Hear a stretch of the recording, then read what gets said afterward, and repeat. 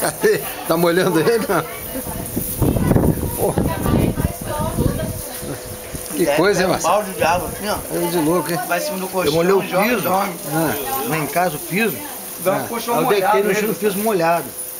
Dormi a noite todinha no chão, no piso molhado. Por causa do quê? Por causa do calor? Muito calor, pá. Não vai ter, não. Que coisa. Eu tomei um banho gelado e não fui gelado. Olha lá. Tá tomando banho. Balde de água. Ela é medonha, pá. Mamãe, doidinho. Quando eu dormi na casa dele lá com a filha dele, aí ele ia no quarto, ele acordava, comida dele. Ah, Feliz, sério, filho, mamãe. Não tô aguentando dormir, não. Tomava banho, camisa molhada e jogava água ainda no colchão. Bora, pular na piscina.